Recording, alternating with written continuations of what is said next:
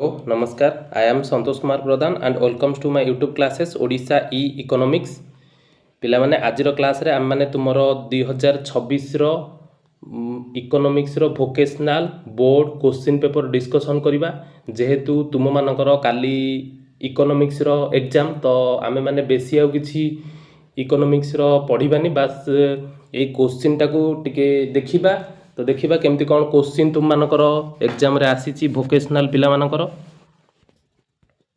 Fast question जमती multiple choice question रुहे से अनुसार क्वेश्चन अच्छी। फास्ट क्वेश्चन अच्छी संपूर्ण अस्थितिस्थापक चाहिदा क्षेत्र में स्थितिस्थापकतार मूल्य केते। स्थितिस्थापकतार संपूर्ण अस्थितिस्थापक क्षेत्र में स्थितिस्थापकतार मूल्य 0 एवं तुम मानकर चाहिदा रेखार आकार किपरि होइथाय उल्लंब होइथाय। ठीक सेहीपरि जदि क्वेश्चन आसीबो संपूर्ण स्थितिस्थापक चाहिदा क्षेत्र में ताहले स्थितिस्थापकतार मूल्य असीम बा इन्फिनिटी एवं चाहिदा रेखार आकार आनुभूमिक सरल रेखा।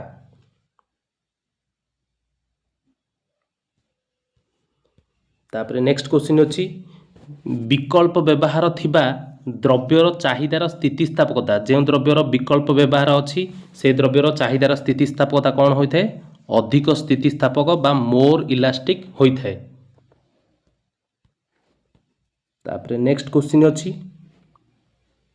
उत्पादन फलन निम्नलिखित मध्यरु केउंटीर फलनगत संपर्क अटे। उत्पादन फलन आमे काहा कहबा ना इनपुट और आउटपुट बा साधन और उत्पाद मध्य थिबा संपर्क को उत्पादन फलन सूचित करे। नेक्स्ट क्वेश्चन देखिबा डी सीमांत उत्पाद ऋणात्मक हेले मोट उत्पाद कौन हुए? सीमांत उत्पाद ऋणात्मक हेले मोट उत्पाद ह्रास पाई थाए एवं सीमांत उत्पाद 0 हेले मोट उत्पाद सर्वाधिक हुए।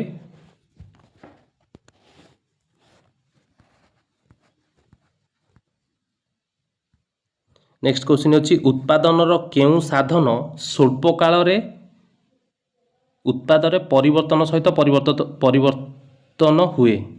केउ साधन स्वल्प काल रे उत्पादनर परिवर्तन सह परिवर्तित हुए? ताले स्वल्प काल रे हेले आमे लिखिबा निश्चित भाव रे परिवर्ती साधन, कारण स्थिर साधन तो स्वल्प काल रे स्थिर रहुची एवं आमर जदि दीर्घ काल रे प्रश्न आसी थांता केउ साधन दीर्घ काल रे उत्पादन परिवर्तन सह परिवर्तित हुए, तो आमे लिखि थांते उभय स्थिर एवं परिवर्ती साधन। निम्नलिखित मध्यरु केउंटी सुव्यक्त परिव्यय और अव्यक्त परिव्ययर समष्टि? सुव्यक्त परिव्यय एवं अव्यक्त परिव्ययर समष्टि काहा कहबा ना आमर इकोनॉमिक कॉस्ट बा अर्थनैतिक परिव्यय को कहबा।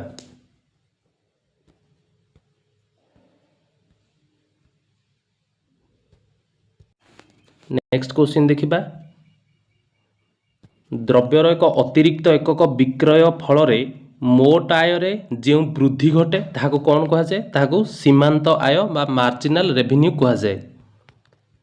नेक्स्ट क्वेश्चन उत्पादन प्रक्रिया रे उत्पादनर साधन मालिक मानकर अनुभूत जंत्रणा और त्याग हेउची वास्तव परिव्यय।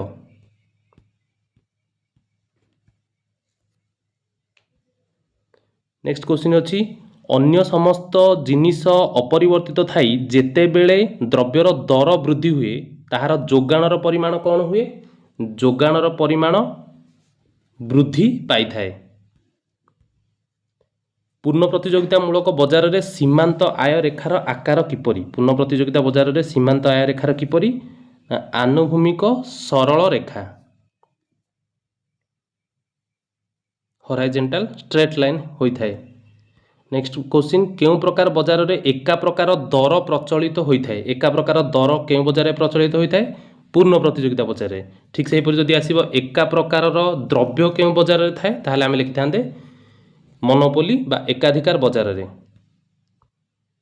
एकाधिकार बजार अनन्य वैशिष्ट्य कौन? एकाधिकार बजार अनन्य वैशिष्ट्य कौन ना एकाधिकार बजार रे जणे मात्र बा एकमात्र विक्रेता थाए। नेक्स्ट क्वेश्चन आंतः निर्भरशीलता केउ बजार एक वैशिष्ट्य? सठिक उत्तर होची स्वल्पाधिकार बा अल्पाधिकार बजार। नेक्स्ट क्वेश्चन व्यष्टि अर्थनीति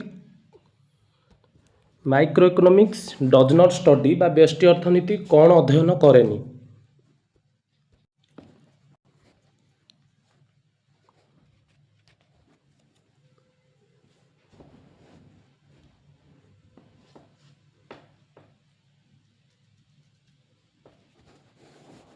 ଦେଖ ଏଠି क्वेश्चन टिके गड़बड़ अच्छी कौन पाई सी देइची microeconomics does not study बा व्यष्टि अर्थनीति अध्ययन करे ना कौन अध्ययन करे ना देख नेशनल इनकम विषय रे एटा तो समष्टि अर्थनीति अध्ययन करे बा जातीय आय विषय रे तापर साधारण दर स्तर बा जनरल प्राइस लेवल विषय रे एटा भी समष्टि अर्थनीति अध्ययन करे सामूहिक नियोजन एग्रीगेट एम्प्लॉयमेंट एटा मध्य समष्टि अर्थनीति ए पर्टिकुलर कंज्यूमर एक निर्दिष्ट उपभोक्ता एटा तो व्यष्टि अर्थनीति अध्ययन करे से देछि करे ना तो हेले तीनोटी जाक हबो एक्चुअली क्वेश्चन टिके टिके मिस्टेक हे जाइछि टिके एटा हबा कथा व्यष्टि अर्थनीति क्यों विषय रे अध्ययन करे तो ए पर्टिकुलर कंज्यूमर तो आमे एटा को क्वेश्चन गुडा टिके भलो भाबरे तुम माने पढ़ी की देखिबो तापरे what is deducted from gross national product to get net national product बा मोट जातीय उत्पाद रु केउटी वियोग कले नीट जातीय उत्पाद मिले देखो मोट रु सब बेले डेप्रिसिएशन वियोग कले आमर नीट मिली थाए तापरे नेक्स्ट क्वेश्चन अछि निम्नलिखित मध्यरु केउटी को बाजार दर रे मोट घरोई उत्पाद सहित जोग कले बाजार दर रे मोट जातीय उत्पाद मिले आ तो आमर घरोई उत्पाद रे विदेशागत नीट साधन आय जोग कले आमे बाजार दर रे मोट जातीय उत्पाद पाई थाउ निम्नलिखित मध्यरु केउटी जातीय आय रे अंतर्भुक्त नुहे कोटा ना इंटरेस्ट फ्रॉम नेशनल डेब्ट बा जातीय ऋण रु प्राप्त सुध तापर नेक्स्ट देखिबा निम्नलिखित मध्यरु केउटी मुद्रार एक प्राथमिक कार्य विनिमयर माध्यम होची मुद्रार एक प्राथमिक कार्य केउ जमा सबुठारु अधिक सुध प्रदान करिथाए आमर स्थायी जमा बा मियादी जमा निम्नलिखित मध्यरु केउटी वाणिज्यिक बैंकर कार्य नुहे नोट प्रचलन एटा वाणिज्यिक बैंकर कार्य नुहे कारण केंद्रीय बैंक कार्य क्यों बैंक को सरकार बैंक कह जाए केंद्रीय बैंक को सरकार बैंक कह जाए तापर तुम मानकर 2 मार्क्स क्वेश्चन अच्छी देखिबा कौन कौन क्वेश्चन अच्छी what is perfectly elastic demand संपूर्ण स्थितिस्थापक चाहिदा कौन तापर चाहिदार दर स्थितिस्थापकता मापिबार शतकड़ा पद्धति एटा मध्य इजी क्वेश्चन अच्छी आमर प्राइस इलास्टिसिटी मेजर करिया पई जोटार फॉर्मूला होची del Q by del P into P by Q आगे एठी नेगेटिव सिंबल रहुची जोटा कि आमर द्रव्यर दर एवं चाहिदार परिमाण मध्य ऋणात्मक संपर्क को सूचौची तो आम लिखिपर 2 मार्क्स क्वेश्चन रे what is fixed factor of production कोटा उत्पादन स्थिर साधन जो जहाँ स्वल्प काल रे स्थिर रही थाए जो उत्पादन जो साधन स्वल्प काल रे स्थिर रही थाए ताको आबे स्थिर साधन बोली कहि थाउ उत्पादन कहले कौन बुझ उपयोगितार सृष्टि को उत्पादन कह जाए आम पढ़ी अलरेडी एगुड़ाक हिसाबगत परिव्यय कौन हिसाबगत परिव्यय आम पढ़ीचे हिसाबगत परिव्यय तापरे हाराहारी आय एटा मध्य पढ़ीचे एकाधिकार बजार कौन जो बजार जड़े मात्र विक्रेता थाए एकाधिकार मूलक प्रतियोगिता बजार दुईटी वैशिष्ट्य कौन प्रतियोगिता एकाधिकार मूलक प्रतियोगिता बजार दुईटी वैशिष्ट्य पढ़ीचे आम समष्टि अर्थनीति कौन माक्रो इकोनॉमिक्स जो अर्थनीति अर्थशास्त्र सामूहिक उपादान मानक विषय रे अध्ययन करथाय ताको समष्टि अर्थनीति कहा जाए समष्टि अर्थनीति ग्रीक शब्द माक्रोस रु आसी जार अर्थ होची बृहत तापर व्यक्तिगत आय कौन व्यक्तिगत आय कहले एक निर्दिष्ट गणना वर्ष रे देशर परिवार वर्ग ग्रहण करथिबा चलंती आयर समष्टि को बुझाए एवं व्यक्तिगत आयर जदि फॉर्मूला में लिखुचे ताहले व्यक्तिगत आयर फॉर्मूला कौन ना बेसरकारी आय माइनस नीट निगम संचय बा जोटा को अवितरित लाभ कहुच्छी माइनस निगम कर। तापर मुद्रार संज्ञा आम मुद्रा क्या कहुए जो अर्थशास्त्र किए जड़े मुद्रार डेफिनेसन देती आम लिखिपर आराम से चाहिदा जमा कौन यहाँ एपरी एक जमा जो थे कि जेकोसी समय टंका रखी हे और टंका उठे हम आम मैंने पढ़ीचे। तापर 3 मार्क क्वेश्चन कौन अच्छी what is unit elasticity of demand चाहिदार एकक स्थितिस्थापकता अच्छी क्वेश्चन भल क्वेश्चन अच्छी चाहिदार दर स्थितिस्थापकतार निर्णायक गुड़िक चाहिदार दर स्थितिस्थापकता को कौन क्यों सबू फैक्टर आफेक्ट करें द्रव्यर दर हो संपर्कित द्रव्यर दर हो तापरे यही सब जिनस जहाँ अच्छी ये लिखा आम तापर सीमांत उत्पाद हाराहारी उत्पाद मध्य पार्थक्य दर्शाओ यहाँ तुम मानकर यूनिट 3 रे अच्छी आम पढ़ीचे। तापरे सुव्यक्त परिव्यय अव्यक्त परिव्यय जोटा को सुव्यक्त परिव्यय होची दृश्यमान परिव्यय अव्यक्त होची लुकायित परिव्यय आम पढ़ीचे। परिव्यय यूनिट 4 जोगाण कौन एक निर्दिष्ट समय रे एवं एक निर्दिष्ट दाम रे जड़े विक्रेता जो परिमाणर द्रव्य विक्रय करने इच्छा प्रकाश करते जोगाण कहुए। तो आम यहाँ को डायग्राम भी कर कारण 3 मार्कर क्वेश्चन पड़ी। तापर विशुद्ध प्रतियोगितार वैशिष्ट्य विशुद्ध प्रतियोगिता बा जोटा को शुद्ध प्रतियोगिता बा प्योर कंपटीशन बजार कहुच्छी लिखिपर आराम से पढ़ीचे। तापर पूर्ण प्रतियोगिता एकाधिकार बजार मध्य पार्थक्य दर्शाओ यहाँ भी आम मैंने पढ़ीचे। व्यष्टि अर्थनीति कौन micro economics what is micro economics Greek शब्द माइक्रोस रु आसी जार अर्थ क्षुद्र एवं यह अर्थशास्त्र क्षुद्र एकक मान विषय अध्ययन करता पढ़ीचे आम। समष्टि अर्थनीतिर विषय वस्तु गुड़िक संक्षेप लिख विषय वस्तु जहाँ समष्टि अर्थनीतिर रही से गुड़ाक आम लिखिपर ए पढ़ीचे आम। तापरे नेक्स्ट क्वेश्चन अच्छी गोटे मोट घरोई उत्पाद नीट घरोई उत्पाद मध्य पार्थक्य यहाँ यूनिट 7 रे आम मैंने डिस्कसन करछे। केंद्रीय बैंक वाणिज्यिक बैंक यहाँ तुम मानकर यूनिट 8 रे अच्छी पढ़ीचे आम। केंद्रीय बैंक को कहीं अंतिम पर्यायर ऋणदाता कहुए कारण जो समय वाणिज्यिक बैंक मानक वाणिज्यिक बैंक माने जो समय माने खराब सिचुएसन थांती से माने बाध्य हो कि केंद्रीय बैंक पाखरु लास्ट रे जाइकी तांका पाखरु ऋण करथांती सेथिपई तांको केंद्रीय बैंक को अंतिम पर्यायर ऋणदाता मध्य कहुए। तापर लॉन्ग क्वेश्चन तुम मानकर अच्छी कौन कौन लॉन्ग क्वेश्चन अच्छी देखिबा।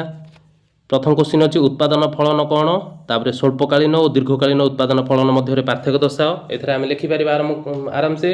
स्वल्पकालीन उत्पादन फलन कौन स्वल्पकालीन उत्पादन फलन को आ गोटे कथा मुझे कहीदे स्वल्पकालीन उत्पादन फलन को आम मैंने परिवर्तनीय अनुपात सूत्र बोली कहूचे जोटा स्वल्पकालीन उत्पादन फलन ताको आम तार अन्य नाम हूँ परिवर्तनीय अनुपात सूत्र तो आम मैंने यहाँ भी मध्य लिखिपर एवं दीर्घकालीन उत्पादन फलन को आयतन भित्तिक अनुपात सूत्र बोली कहुए। स्वल्पकाल स्थिर उपादान स्थिर दीर्घकाल उत्पादन समस्त उपादान जमी स्थिर उपादान परिवर्तनीय उपादान परिवर्तनशील उभय तो एमती करके आम लिखिपर लॉन्ग क्वेश्चन परिका। तापरे मोट आय हाराहारी आय प्रांतीय आय मध्य संपर्क आलोचना कर यहाँ आम डिस्कसन करीचे पढ़ीचे। तापरे explain the law of supply what are the exceptions to the law बा यार व्यतिक्रम गुड़िक जोगाण सूत्रर यहाँ भी आम डिस्कसन करचे।